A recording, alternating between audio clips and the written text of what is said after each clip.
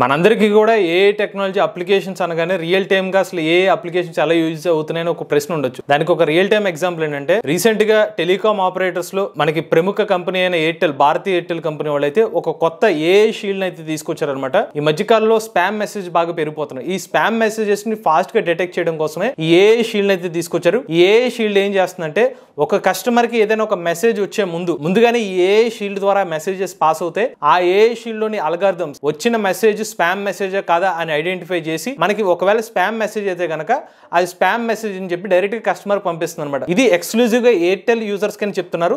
రోజుకి 150 కోట్ల నుంచి 250 కోట్ల ఈ మెసేజెస్ అయితే స్కాన్ చేస్తున్నాం అని చెప్పి భారతీయ ఎయిర్టెల్ కంపెనీ అయితే తెలుపుతున్నారు. అలానే కొన్ని లక్షల కోట్ల మెసేజెస్ ని ప్రాసెస్ చేసిన డేటా ద్వారా అయితే ఎయిర్టెల్ కంపెనీ వాళ్ళు అయితే ఈ ఏఐ మోడల్ అయితే డెవలప్ చేసామని చెప్తున్నారు. ఇప్పటికైనా మనకు అర్థం చేసుకోవచ్చు ఏఐ సంబంధించిన అప్లికేషన్స్ రియల్ టైమ్ లో ఎలా హెల్ప్ అవుతున్నాయని. అలానే ఈ రోజు మన వీడియోలో గత వారం రోజులుగా జరిగిన ఏఐ అప్డేట్స్ గురించి తెలుసుకుందాం. నమస్తే, నేను మీ కృష్ణ చైతన్య మండేలో, మీరు చూస్తున్నారు ఏఐ తెలుగు. మన AI Telugu channel beginner course 7th batch October 13వ తారీఖున స్టార్ట్ అవుతుంది. టైమింగ్ సాయంత్రం 6:30 నుంచి 7:30 వరకు. ఏ intermediate or level 2 course October 22వ తారీఖు నుంచి స్టార్ట్ అవుతుంది. టైమింగ్స్ రాత్రి 7:30 నుండి 8:30 వరకు. మన ఏ తెలుగు కోర్సుల్లో ప్రతి వారం డౌట్ సెషన్స్ తో పాటుగా రికార్డింగ్ క్లాసెస్ కూడా ఆఫర్ చేస్తున్నాం. ఇంట్రెస్ట్ ఉండి మన ఏ తెలుగు కోర్సులో జాయిన్ అవుదాం అనుకుంటే స్క్రీన్ పై కనిపించే నెంబర్ కి వాట్సాప్ చేయండి. We're taking only limited seats. So late చేయకుండా రిజిస్టర్ చేసుకోండి. ఇక ఫస్ట్ అప్డేట్ చూసుకున్నట్లయితే ఆంధ్రప్రదేశ్ ప్రభుత్వం కీలక నిర్ణయం తీసుకున్నారండి. ఆంధ్రప్రదేశ్ లో ఆర్టిఫిషియల్ ఇంటెలిజెన్స్ యూనివర్సిటీని అయితే ప్రారంభించబోతున్నారు. అది పీపీటీ మోడల్ అయితే యూనివర్సిటీని తీసుకొస్తామని చెప్తున్నారు. అంటే ప్రైవేట్ మరియు గవర్నమెంట్ భాగస్వాములు అయితే ఈ పర్టికులర్ పార్ట్నర్షిప్ తో ఈ కొత్త యూనివర్సిటీ అయితే ఉండబోతుంది. ప్రజెంట్ ఉన్న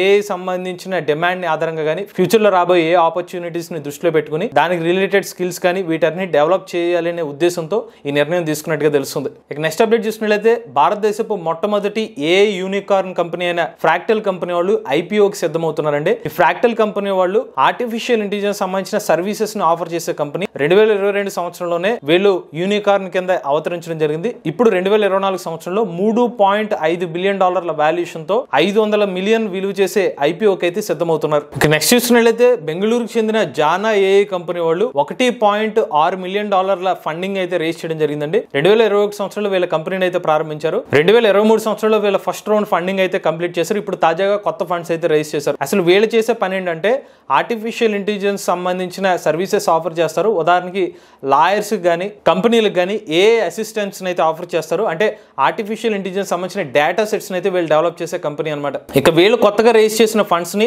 మరికొన్ని కొత్త డేటా సెట్స్ ని డెవలప్ చేయడం కోసం ఆ డబ్బులను యూజ్ చేయబోతున్నారు. ఇక నెక్స్ట్ చూసినట్లయితే భారతదేశంలోని ఈవీ కంపెనీల్లో టాప్ కంపెనీలో ఉన్న ఓలా ఎలక్ట్రిక్ కంపెనీ ఫౌండర్ అయిన భవిష్ అగర్వాల్ గారు కొన్ని కీలక వ్యాఖ్యలు అయితే చేశారు. రీసెంట్ గా జరిగిన ఒక ఇంటర్వ్యూలో ఆయన ఏం మాట్లాడుతున్నారంటే భారతదేశం ఆర్టిఫిషియల్ ఇంటెలిజెన్స్ రంగంలో కూడా టాప్ పొజిషన్ లో ఉండాలి. ఇప్పటి వరకు మన భారతదేశం ఆర్టిఫిషియల్ ఇంటెలిజెన్స్ డొమైన్ లో మాత్రం సెర్చ్ ఇంజిన్ ఆప్టిమైజేషన్ లో కానీ ఏఐ టూల్స్ విభాగంలో చూసుకున్నట్లయితే వేరే కంపెనీలు కానీ వేరే దేశాల మీద ఆధారపడి ఉంటుంది, ఇతర దేశాల మీద. బట్ ఇప్పుడు టైం అయితే వచ్చింది. ఎందుకంటే మన Indian own self sustained AI technology కావాలంటే మనం కూడా ఏఐ మోడల్స్ అయితే డెవలప్ చేసుకోవాలి. దానికి తగ్గట్టుగానే మేము కృత్రిమ ఏఐ అయితే డెవలప్ చేసాం. అలానే ఇప్పుడు భారతదేశం కూడా తమ సొంత డేటా సెట్స్ని డెవలప్ చేసుకోవాల్సిన టైం అయితే వచ్చేసిందని చెప్పి ఈయన పర్టికులర్ ఇంటర్వ్యూలో చెప్పడం జరిగింది. నెక్స్ట్ చూసినట్లయితే రీసెంట్గా నెట్ఫ్లిక్స్ వాళ్ళు సిటీఆర్ఎల్ ఉన్న ఒక ట్రైలర్ అయితే రివీల్ చేయడం జరిగింది. కొత్త సినిమా అనమాట. దానికి సంబంధించిన ట్రైలర్ లాంచ్ చేశారు. ఆ ట్రైలర్ చూస్తే అది కంప్లీట్ ఆర్టిఫిషియల్ ఇంటెలిజెన్స్ టెక్నాలజీ గురించి చెప్తున్న సినిమా కింద అర్థమవుతుంది. ఆ ట్రైలర్ లో ముఖ్య అంశాలు చూసుకున్నట్లయితే అనన్య పాండే ఎవరైతే హీరోయిన్ ఉన్నారో ఆవిడ ఆర్టిఫిషియల్ ఇంటెలిజెన్స్ టెక్నాలజీకి ఆమె యాక్సెస్ ఇస్తే గనక అప్పుడు ఏఐ టెక్నాలజీ ఆమెను ఎలా కంట్రోల్ చేస్తుంది, రాబోయే రోజుల్లో ఏఐ టెక్నాలజీ మనుషుల మీద ఎటువంటి ప్రభావం ఉండబోతుంది అనే సబ్జెక్ట్ ఈ పర్టికులర్ సినిమా తీసినట్టుగా ఉంటుంది ఆ ఏఐ సంబంధించిన ట్రైలర్ చూస్తే. ఇక నెక్స్ట్ చూసినట్లయితే ఐఐఎం సాంబాల్పూర్ యూనివర్సిటీలో ఏఐ టెక్నాలజీని యూజ్ చేసి టీచింగ్ ఉండబోతుందని చెప్తున్నారు. అంటే ఆర్టిఫిషియల్ ఇంటెలిజెన్స్ టెక్నాలజీని యూజ్ చేయడం వల్ల లెర్నింగ్ మరింత ఫాస్ట్గా అర్థమవుతుంది అనే కాన్సెప్ట్తో ఐఐఎం సాంబాల్పూర్ వాళ్ళు ఏఐ టెక్నాలజీని యూజ్ చేయబోతున్నారు. అంటే ఉదాహరణకి ఒక స్టూడెంట్ ఉన్నారనుకోండి, ఆ స్టూడెంట్ సంబంధించి కొన్ని ఇన్పుట్స్ తీసుకుంటారు. వాళ్ళు చదువుకునే ప్యాటర్న్ ఏంటి, వాళ్ళ నాలెడ్జ్ లెవెల్స్ ఏంటి అన్నీ ఐడెంటిఫై చేసి వాళ్ళకి తగ్గట్టుగా లెర్నింగ్ ప్రాసెస్ అయితే ఉంటుందన్నమాట.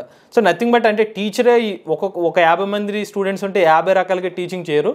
బట్ వాళ్ళకి రిలేటెడ్ ఒక సాఫ్ట్వేర్ లాంటిది డెవలప్ చేసి వాళ్ళ నాలెడ్జ్ రిలేటెడ్గా గా వాళ్ళ ట్రైనింగ్ ఉండే అవకాశం ఉంటుందన్నమాట. ఇక నెక్స్ట్ చూసినట్లయితే తాజాగా డీల్స్ రీసెర్చ్ వాళ్ళు ఒక రిపోర్ట్ అయితే ఇచ్చారు. వీళ్ళ రీసెర్చ్ ప్రకారం భారతదేశంలో 88% కంపెనీస్ ఏదైతే ఉన్నాయో వాళ్ళు ఆర్టిఫిషియల్ ఇంటెలిజెన్స్ స్కిల్స్ ఉన్న వాళ్ళని హైరింగ్ చేసుకోవడానికి ఇంట్రెస్ట్ చూపిస్తున్నారని చెప్తున్నారు. అయితే దాని వెనకాల కూడా ఒక కారణం ఉంది. ఎక్కువ మంది ఎవరైతే జాబ్ కోసం చెక్ చేస్తున్నారో వాళ్ళకి ఎక్కువ జీతం ఉండాలని చెప్పి వాళ్ళ మైండ్లో ఉంటుందన్నమాట. సో ఎక్కువ జీతం కావాలి, వాళ్ళకి జాబ్ కావాలనుకున్నప్పుడు ఆర్గనైజేషన్స్ ఏం చేస్తున్నాయంటే వాళ్ళకి ఏ స్కిల్ ఉందా లేదా అనే దాన్ని మెయిన్ పాయింట్ కిందగా తీసుకుని వాళ్ళని హైర్ చేసుకునే పాయింట్లు అయితే ఉందని చెప్తున్నారు. అలానే ప్రస్తుతం భారతదేశంలో ఆర్టిఫిషియల్ ఇంటెలిజెన్స్ సంబంధించిన డిమాండ్ అండ్ సప్లై రేషియో చూసుకున్నట్లయితే 51% రేషియోలో ఉందన్నమాట. అంటే డిమాండ్ అయితే ఎక్కువ ఉంది, బట్ సప్లై ఈ రోజుకి ఆర్టిఫిషియల్ ఇంటెలిజెన్స్ టెక్నాలజీ పరంగా అయితే డిమాండ్ తగ్గట్టుగా సప్లై అయితే లేదని చెప్తుంది. అంటే ఏ రిలేటెడ్ మెషిన్ లెర్నింగ్ కానీ, డేటా సైన్స్ కానీ, కంప్యూటర్ విజన్ కానీ, ఎన్ఎల్పి కానీ ఈ పర్టికులర్ డొమైన్స్లో ఈ రోజుకి ఆపర్చునిటీస్ ఉన్నాయి,